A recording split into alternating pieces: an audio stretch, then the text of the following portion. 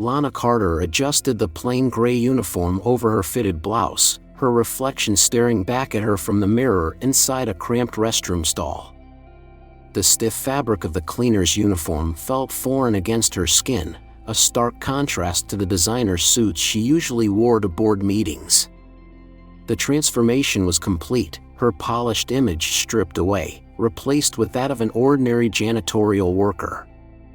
Gone were the elegant pearl earrings, the sleek heels, and the air of authority that came with her title. Tonight, for the first time in her life, Lana Carter was not the daughter of Richard Carter, the renowned CEO of CarterTech. She was Lena Clark, a newly hired night shift cleaner.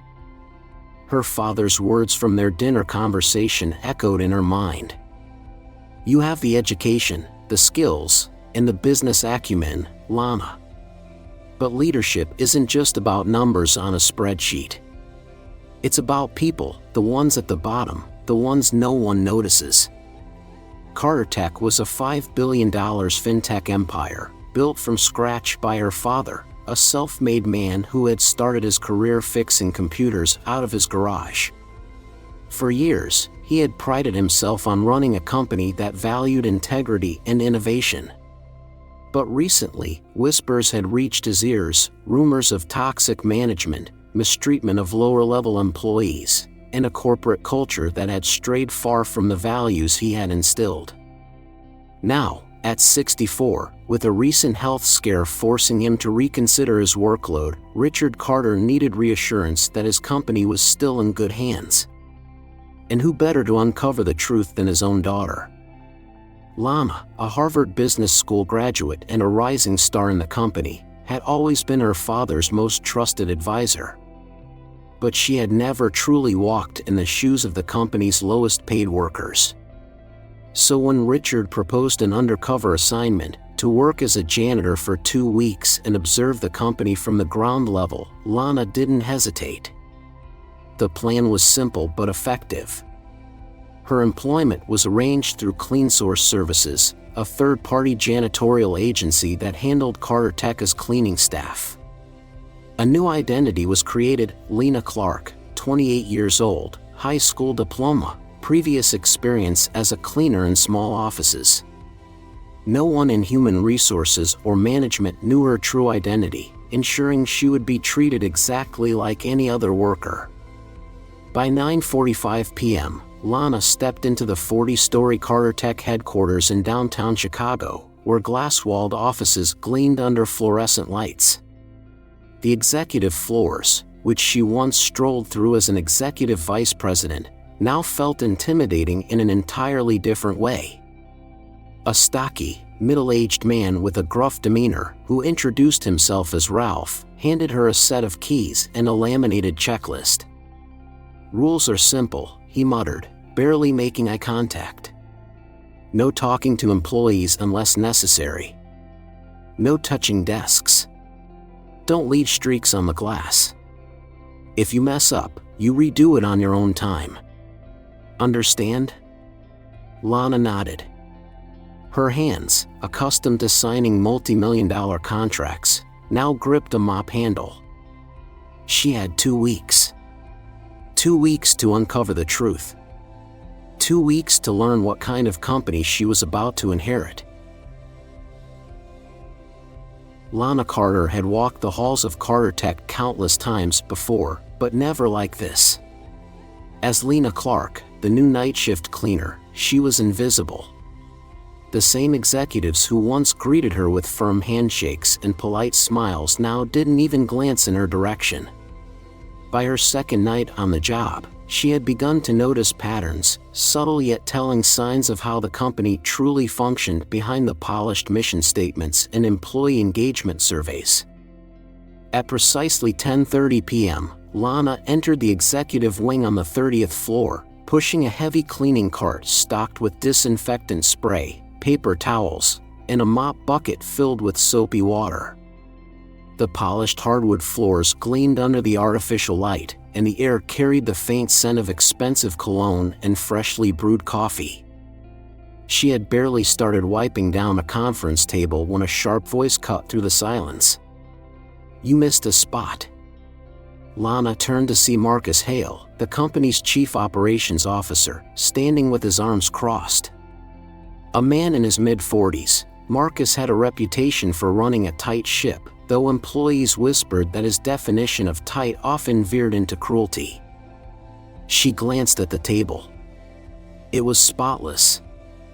"Sir, I haven't finished yet," Lana replied carefully, keeping her voice neutral. Marcus sighed dramatically, grabbing a crystal water glass from the conference table. Without breaking eye contact, he tipped it over, spilling water across the freshly wiped surface. "Now you have." Lana clenched her jaw but nodded. "Stay in character. Stay calm." As she reached for a rag, Marcus leaned in, lowering his voice. "You cleaners don't understand what excellence means.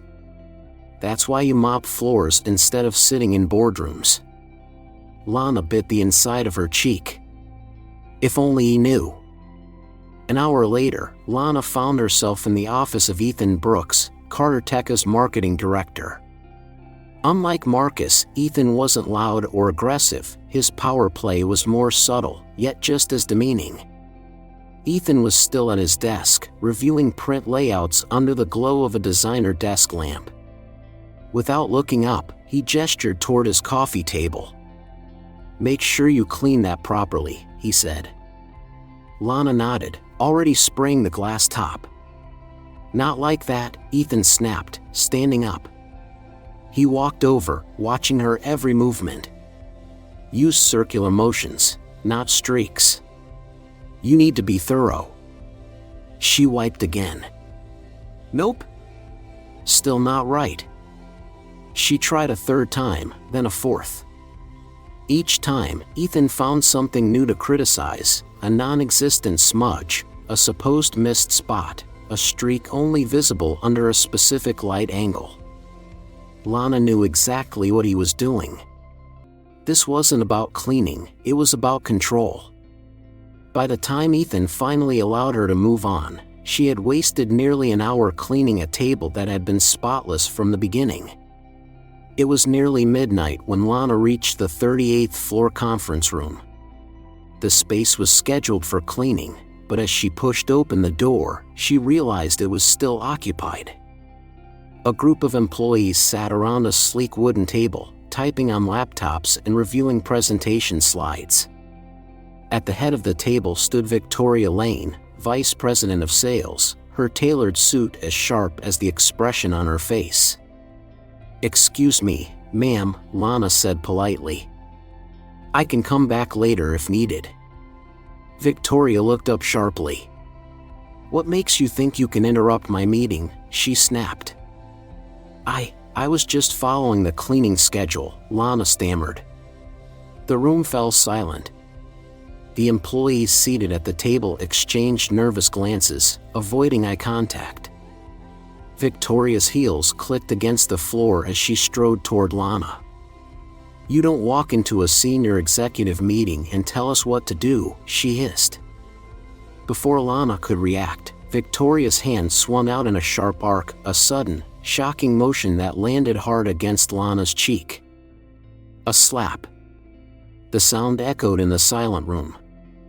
Lana stumbled back, her skin burning from the impact. A senior executive had just assaulted a cleaning worker, and no one in the room so much as gasped. Victoria stood over her, her voice dangerously low. "Clean this room now, or don't bother coming back tomorrow." Lana's hands curled into fists at her sides. She fought the urge to reveal herself, to tell Victoria exactly who she had just hit. Instead, she lowered her gaze.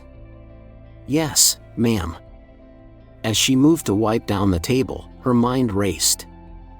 This wasn't just about discovering the true culture of CarterTech anymore. This was about justice. This was about fixing a company that had rotted from the inside out. Lana Carter had expected to find arrogance, mistreatment, and corporate hypocrisy at CarterTech. She had even braced herself for the humiliation of being ignored, belittled, and, In Victoria Lane's case, physically assaulted. But what she hadn't expected to find was a conspiracy that went far deeper than toxic leadership. After that slap in the conference room, something in Lana shifted.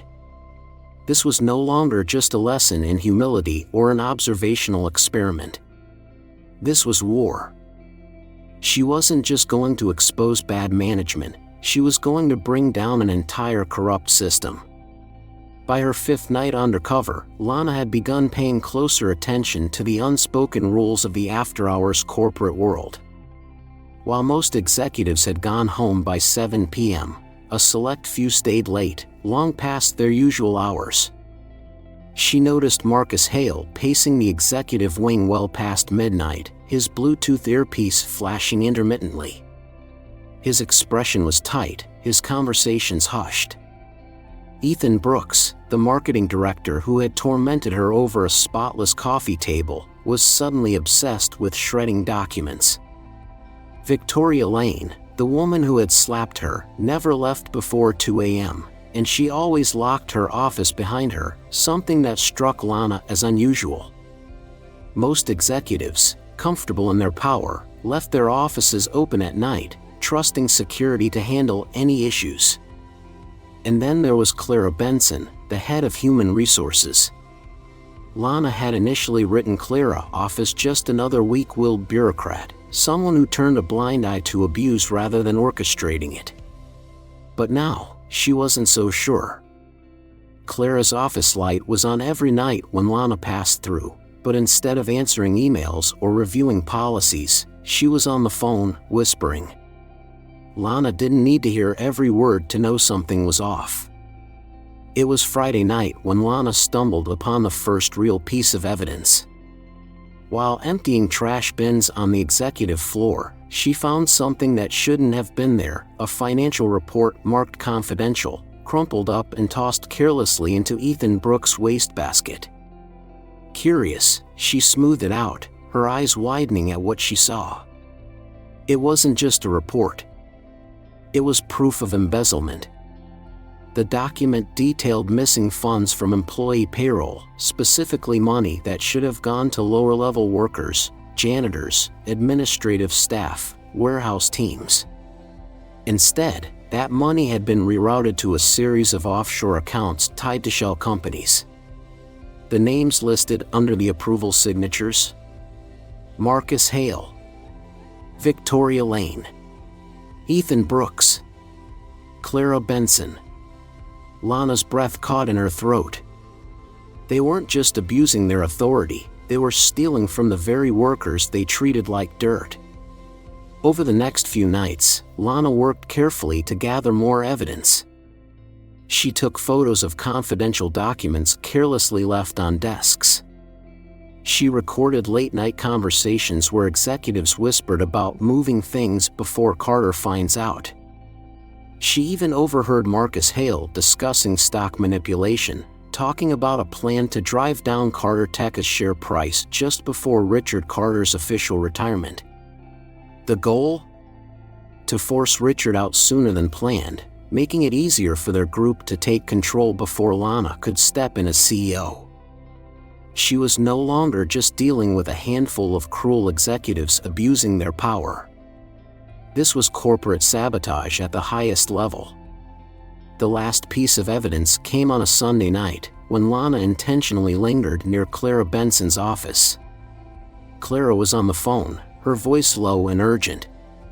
"No, we need to hold off until Marcus gives the green light.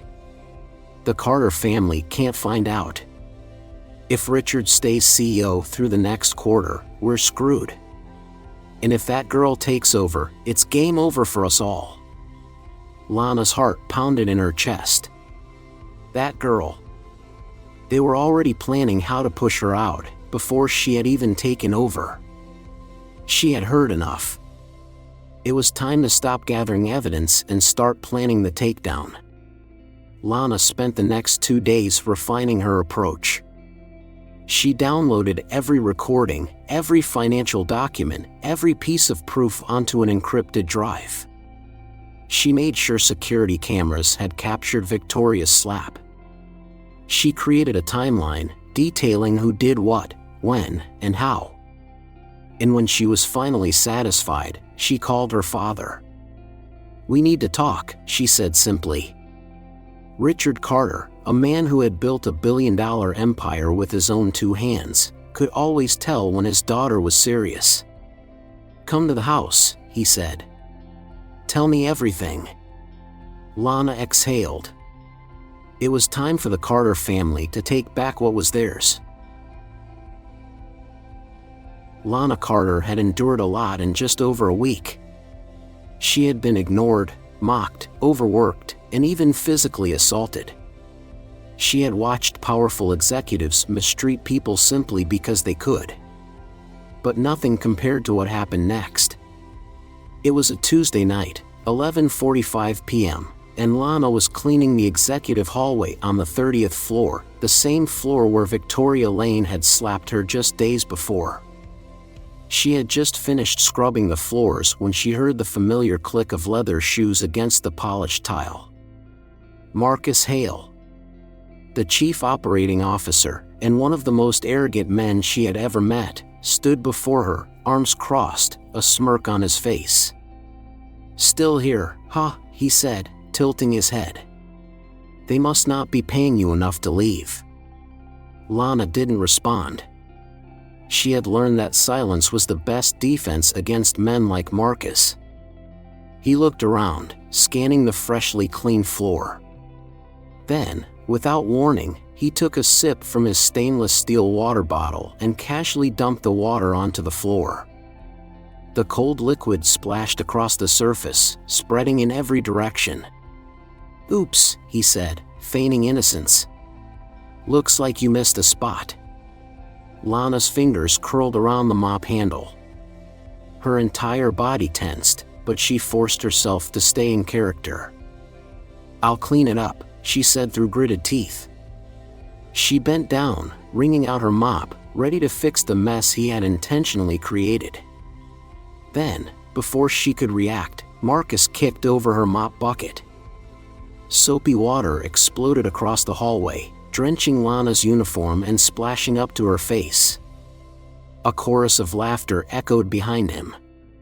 Lana looked up and realized they weren't alone. Victoria Lane, Ethan Brooks, Clara Benson. All three stood behind Marcus, watching the show.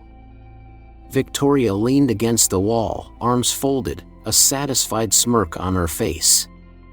"You really should be more careful," she said, shaking her head in mock sympathy. Ethan chuckled. "These janitors are so clumsy, aren't they?" Lana felt the cold, soapy water seeping through her clothes, her damp curls sticking to her forehead. Her face burned, not from anger, but from the pure humiliation of it all. She had been patient. She had endured their insults. She had kept her head down. But this was deliberate cruelty. She swallowed hard, forcing herself to memorize every detail, the way Marcus grinned, the way Victoria laughed, the way none of them feared consequences because they believed no one was watching. They thought they had one. They thought she was nothing. But they had just sealed their fate. Lana stood up slowly, gripping the mop handle so tightly that her knuckles turned white. Down the hallway, two other cleaning staff, Maria, an older woman in her late 50s, and Jamal, a young father working two jobs, had been watching. Neither of them said a word. Neither of them moved.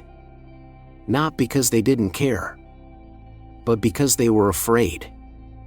They had seen what happened to workers who spoke up. They had watched janitors get fired for less. Maria met Lana's eyes for a brief second before quickly looking away, her hands tightening around her own mop handle. Jamal just shook his head, eyes full of silent warning, "Don't fight back. It'll only make it worse." Lana exhaled. She understood. They had families to protect. They couldn't afford to fight. But Lana? She had nothing to lose, and everything to gain. "Are you deaf?" Marcus snapped, his smug expression returning. "Clean it up." Lana forced herself to nod, picking up the overturned mop bucket, moving in slow, measured movements. She knew the security cameras were rolling. She knew she had everything she needed. So she played her part. She picked up the mop, bent down, and began cleaning the very water Marcus had spilled at her feet.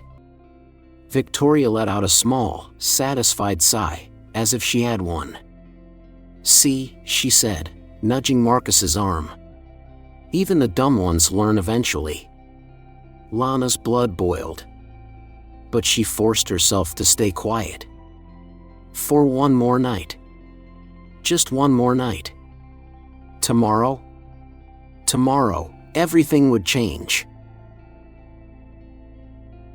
Lana Carter sat in the dimly lit corner of her small rented apartment, the screen of her laptop casting a soft glow over her face. The events of the past 2 weeks played on a loop in her mind, the insults, the humiliation, the blatant abuse of power. The memory of Marcus Hale dumping water at her feet and Victoria Lane slapping her in front of an entire boardroom burned like a scar. But she wasn't thinking about revenge. She was thinking about justice. For every janitor forced to redo their work for no reason. For every employee terrified to speak up. For every person who had been mistreated simply because they weren't in power. Tomorrow would be the beginning of the end for the corrupt leadership of CarterTech. Lana had already collected a mountain of proof, recordings of hushed conversations, financial documents proving embezzlement, video footage of verbal and physical abuse. But she needed more. She needed irrefutable evidence, something that wouldn't just expose their cruelty but would leave no room for excuses. That night, she returned to CarterTech for one last shift. She moved with precision, her cleaning cart a perfect cover for her true mission. She placed a hidden camera in the executive conference room, ensuring she captured every last-minute meeting between Marcus, Victoria, and Ethan. She downloaded files from Ethan Brooks' office computer, confirming that CarterTech's marketing data had been secretly shared with a competitor. She recorded a phone call between Marcus and a stockbroker, where he openly discussed manipulating CarterTech's stock to force Richard Carter out sooner than planned. She took screenshots of emails from Clara Benson, showing how she had dismissed employee complaints and deleted reports of harassment. By 3 a.m., she had everything she needed. She wasn't just about to reveal a few bad bosses. She was about to bring down an entire corrupt system. The next morning, Lana met her father, Richard Carter, in the sunroom of his sprawling Chicago estate. The man who had built CarterTech from nothing sat across from her, his face lined with age and exhaustion. But as she laid out her findings, sliding a tablet across the table, showing him exactly what had been happening under his nose, his exhaustion turned to cold, simmering rage. "They stole from our people," he muttered, flipping through the financial reports. "They abused their power. They let greed blind them." Lana nodded. "We can't just fire them," she said. "They'll land somewhere else and do this again. We need to make this public. We need to make sure they never do this to anyone ever again." Richard sat back, rubbing his temples. "You're right," he admitted. "How do you want to handle it?" Lana took a deep breath. "I have a plan." The official takedown would happen Monday morning, during a surprise emergency board meeting that Richard had already called. But before that, Lana made sure everything was airtight. She sent copies of her evidence to CarterTech's legal team, ensuring that no one could erase the digital trail. She anonymously leaked key financial documents to an investigative journalist at a major business news outlet. She had CarterTech's security team on standby to escort the fired executives out of the building. And most importantly, she made sure she would still be on duty as a cleaner that morning. Because when the moment came, she wanted to be standing in that boardroom, in the same uniform they had mocked her in, when the truth was revealed. The night before the meeting, Lana lay awake, staring at the ceiling. She thought about her mother, who had passed away when she was a child, and how proud she would have been to see her daughter fight for what was right. She thought about the employees who worked in silence, too afraid to challenge their abusers. She thought about the look on Marcus Hale's face when he realized he was finished. At 5 a.m., she got up. She put on her janitor's uniform one last time. She tied her hair back, placed her ID badge on her chest, and looked at herself in the mirror. Tomorrow, she wouldn't just be Lana Clark, the janitor. She wouldn't just be Lana Carter, the CEO's daughter. Tomorrow, she would be the reckoning they never saw coming. The morning of the emergency board meeting had arrived. Lana Carter, still disguised as Lana Clark, the janitor, pushed her cleaning cart into the executive boardroom on the 40th floor of CarterTech headquarters. The massive oval table gleamed under the overhead lights, surrounded by high-backed leather chairs where the company's most powerful figures would soon sit. Floor-to-ceiling windows framed the Chicago skyline, the view a stark contrast to the dark reality that had been festering within these walls. She had cleaned this room dozens of times over the past 2 weeks. Today, she wouldn't be scrubbing the floors. Today, she would be scrubbing the filth from the company itself. At 9:45 a.m., the executives and board members began filing in, murmuring among themselves about the unexpected meeting. Richard Carter sat at the head of the table, his expression unreadable. Marcus Hale arrived first, setting his leather briefcase down with a thud. He barely spared a glance at Lana as she silently dusted the windowsills, his arrogance on full display. Victoria Lane entered next, dressed in her signature power suit, her heels clicking sharply against the floor. She didn't even notice Lana standing in the corner. Ethan Brooks and Clara Benson followed, taking their seats, whispering in hushed tones. None of them knew what was about to happen.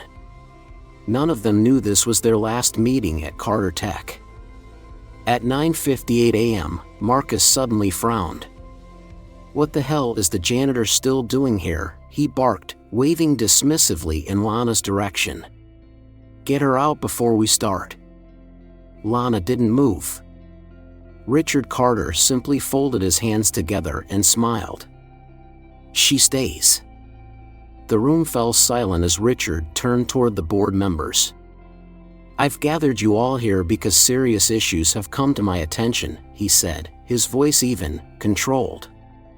"Issues of corruption, abuse, and theft within our leadership." Ethan scoffed. "That's ridiculous." Richard held up a remote control and clicked a button. The massive screen at the front of the room lit up. And then the first video played. Marcus Hale, dumping water onto the floor, smirking as he forced the janitor to clean it up. The room was so still, you could hear a pin drop. Then came the second video. Victoria Lane, standing in the executive conference room, slapping the janitor across the face. Gasps rippled through the board members. But the biggest blow came when Richard pressed play on the third recording, an audio file of Marcus and Ethan discussing stock manipulation, laughing about how easy it would be to push Richard Carter out of the company. Richard let the evidence sink in before he finally spoke. "This," he said, gesturing toward the screen, "is what has been happening behind closed doors at CarterTech. Executives treating employees like garbage. Stealing from our workers. Abusing their positions for personal gain." Then, for the first time, Richard looked directly at Lana. "It's time to introduce you all to the person who exposed it."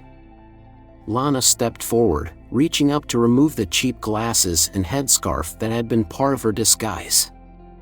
The room collectively gasped as recognition dawned. Victoria's face went pale. Marcus gripped the edge of the table. Ethan muttered a curse under his breath. Lana's voice was calm, unwavering. "My name is Lana Carter, and for the past 2 weeks, I've been working undercover in this company as a janitor." She folded her arms, looking directly at the people who had mocked, humiliated, and abused her. "And I saw everything." Clara Benson stood abruptly, her chair screeching against the floor. This is completely unethical. You can't spy on employees like this." Lana tilted her head. "Spying? You mean like how you ignored employee complaints? How you covered up harassment?" She clicked a button on the remote. A series of emails appeared on the screen, Clara's personal messages, showing how she dismissed complaints and protected executives. "I think the board will be very interested in these," Lana said smoothly. Marcus slammed his hands on the table. "You tricked us," he hissed. "No, Marcus," Lana corrected, her voice icy. "You exposed yourselves." Ethan turned to Richard, his tone suddenly desperate. "Mr. Carter, this is all a misunderstanding. We can work this out." Richard's expression hardened. "There's nothing to work out," he said, pushing back his chair and standing. "Because you're all fired." 2 security guards stepped into the boardroom, positioned at the doors. Marcus, Victoria, Ethan, and Clara were given 5 minutes to surrender their company IDs, laptops, and phones. The 4 of them sat in stunned silence, realizing that their careers had just ended in real time. Marcus tried one last plea. "Richard, come on, think about everything I've done for this company." Richard shook his head. "You did nothing but destroy the culture I built," he said.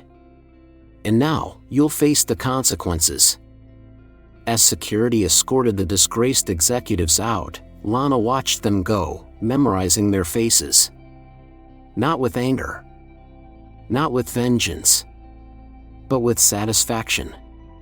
They had underestimated the janitor. They had underestimated her. And now? They were nothing. When the doors finally closed, Richard turned to the remaining board members. "We begin the rebuilding process today," he announced. "Starting with a new CEO." Every head turned toward Lana. She didn't hesitate. She stepped forward, her chin high, her voice steady. "I'm ready." And just like that, CarterTech had a new leader. The aftermath of the boardroom reckoning sent shockwaves through CarterTech. By the end of the day, Marcus Hale, Victoria Lane, Ethan Brooks, and Clara Benson were officially terminated. Their access to the building was revoked, their company assets confiscated, and their names blacklisted from every major firm in the industry. Lana Carter, the woman they had humiliated, now sat at the head of the very table where they had once ruled with arrogance. But her work was just beginning. The first thing Lana did as the new CEO was set things right for the people who had suffered in silence. A full internal audit was launched, uncovering every instance of fraud and missing wages. Within weeks, CarterTech returned millions of dollars in stolen funds to underpaid workers. Employee complaints, previously ignored by Clara Benson, were now reviewed by an independent HR task force.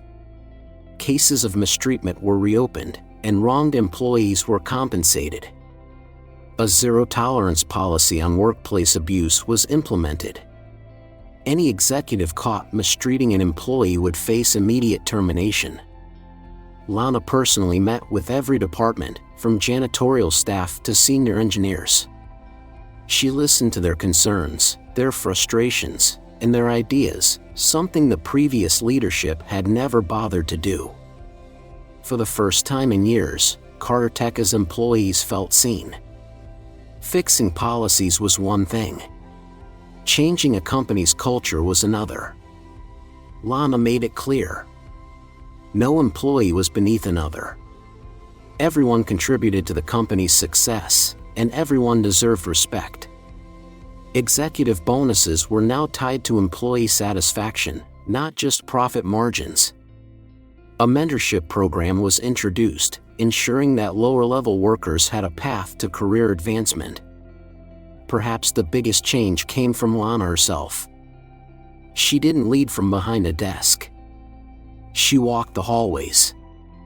She visited every floor. She greeted the janitors by name. And once a month, she did something that left everyone speechless. She put on her old janitor's uniform and worked a shift alongside the cleaning crew. 6 months later, CarterTech wasn't just surviving, it was thriving. Productivity had skyrocketed. Employees felt valued, and their morale translated into record-breaking performance. Turnover rates dropped to an all-time low. Investors, initially wary, returned with full confidence, seeing a stronger, more ethical company emerge. And at the center of it all was Lana Carter, the CEO who had once scrubbed floors in silence, now leading with the wisdom only experience could provide. As she stood in the top floor office once occupied by her father, she looked down at the bustling headquarters below. She had walked in the shoes of the invisible workers. She had seen the company at its worst. And now, she would make sure it became the best version of itself. Because true leadership, she realized, wasn't about power. It was about justice.